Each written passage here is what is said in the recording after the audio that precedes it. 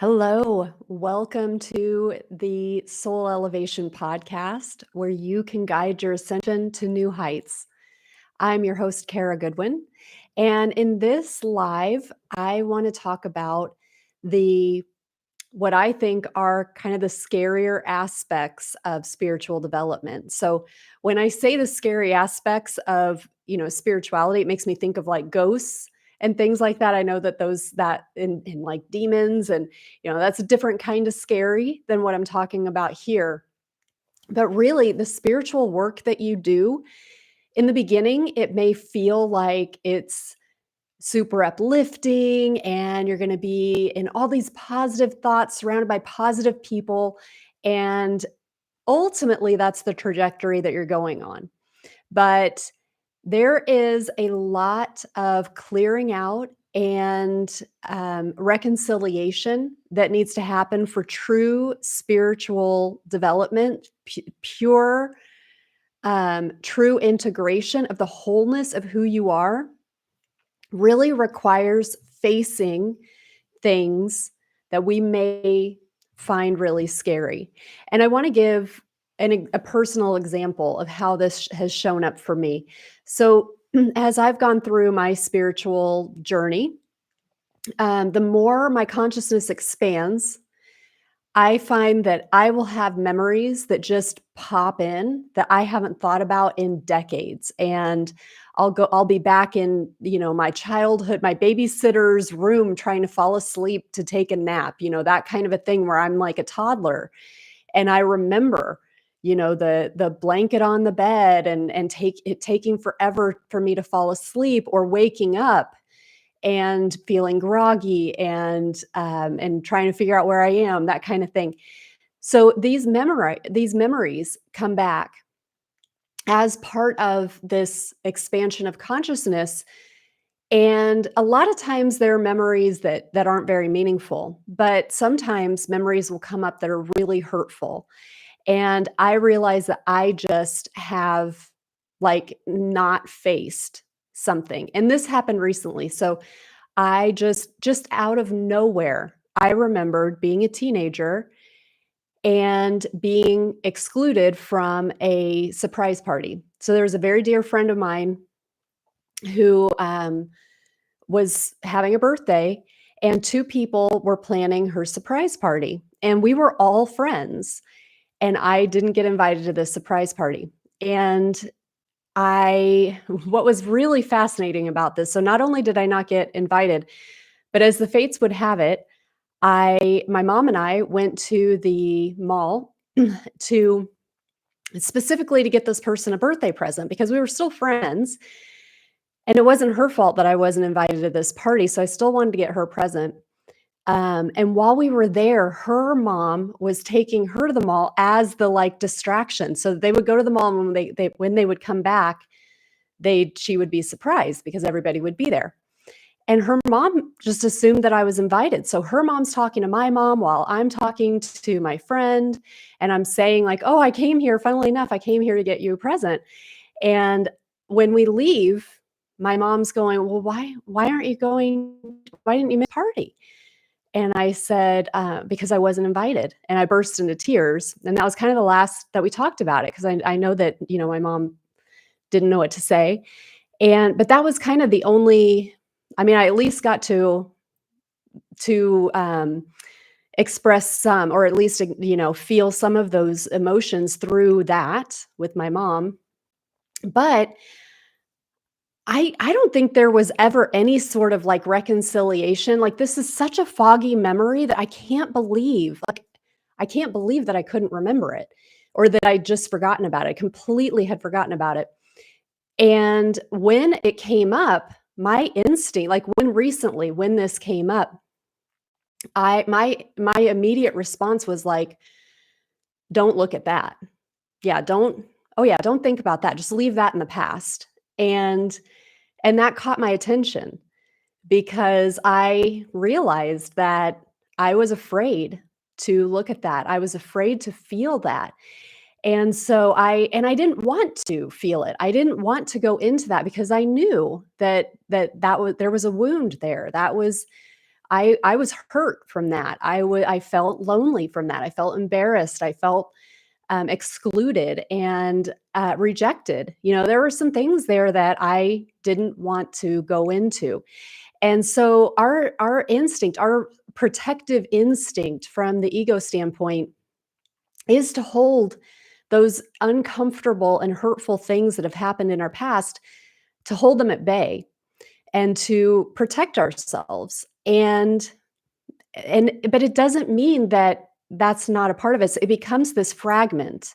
It becomes a soul fragment. So there are a lot of different ways that different lineages or different psychologies talk about that. There's a soul fractal, like more of a shamanic way of looking at that would be like a soul fragment, a soul fractal. Psychology might talk about it in terms of like internal family systems is an example where it's like we have these different parts of ourselves that become hidden away because they're too much for us. They make us feel overwhelmed.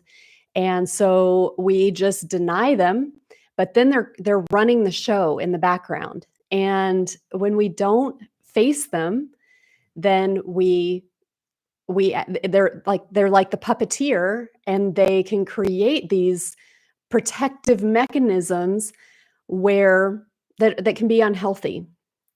So for instance, with just completely dismissing what I understood as I kind of felt into this, is that I have this 14-year-old version of me that is, just kind of frozen in time, that I wouldn't let her feel that hurt and really feel that loneliness and feel that rejection, because it scared me and I didn't want to feel that way. So I told myself that I just denied it. I denied. I just, it's fine. Who cares? And I just kept moving forward. But that part of me, I mean, the reality was that I was hurt. I did feel lonely. I did feel rejected, but I wouldn't admit it to myself. I wouldn't really let myself feel it. So those feelings froze and got locked away. And so there's this 14-year-old version of me that is still frozen with that is not being seen, not being integrated. It's kind of like kept off in a crate, protected off, walled off, because I don't want to experience that. So the invitation that I had through this memory and recognizing, oh, that's not a very pleasant memory. Oh, what is it that I don't like about that memory? Was to really feel. And it was like I was pulling this part of myself from exile, and I was integrating it. I was seeing it. I was letting myself feel it. I was being honest with myself about, oh, that felt lonely.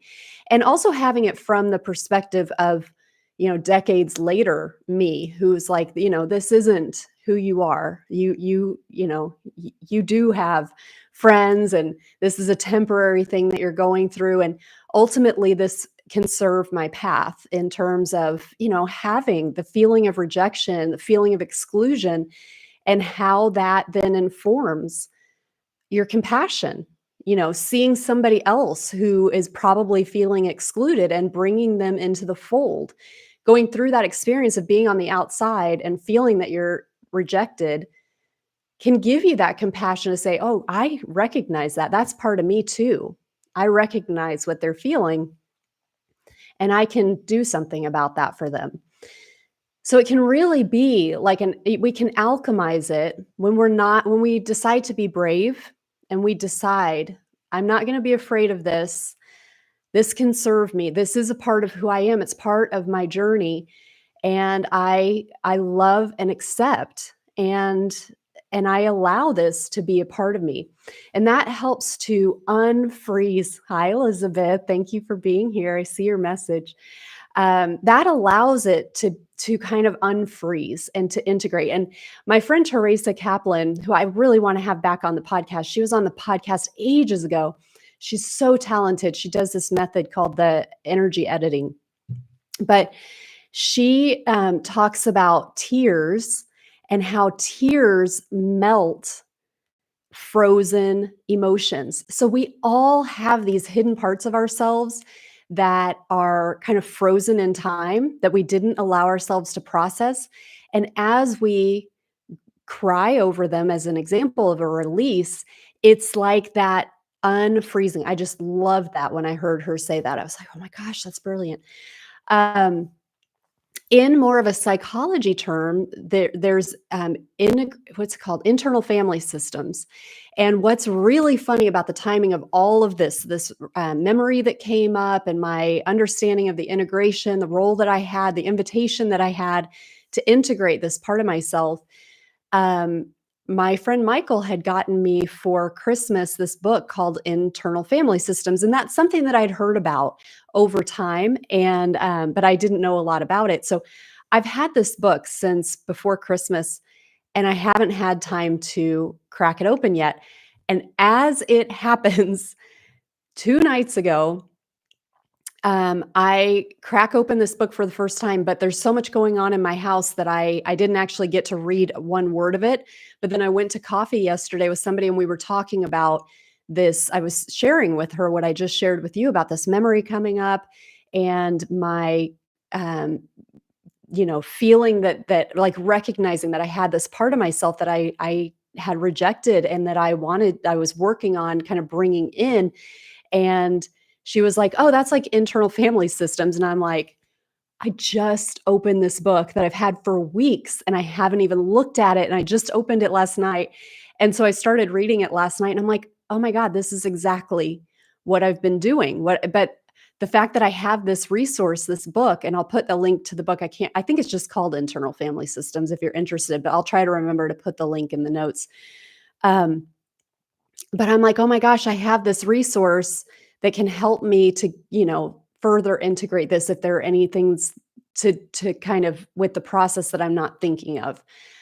So I love the synchronicity of that as well. That feels like a bigger, like, nurturing from the universe. And of course, this type of trauma that I'm talking about is nothing compared to what may surface for other people, because our lives can be very, very complicated. And so it's, again, this is why I say it's not work for people who really aren't serious about their ascension, their spiritual development, because things can come in that are not pleasant.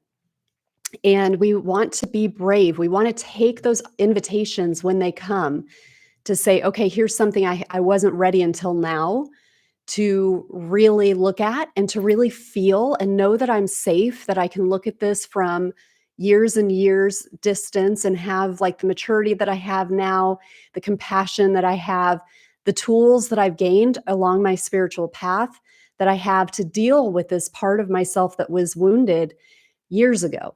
It's not easy, but it is really important. And as you move through it, you become more whole. And there are gifts in all of this. As we integrate it, as we see it from a different angle, we experience more gifts and we experience the fullness of who we really are. So I will leave you with that. Thank you so much for joining, and I wish you every blessing today and every step on your path. Many thanks.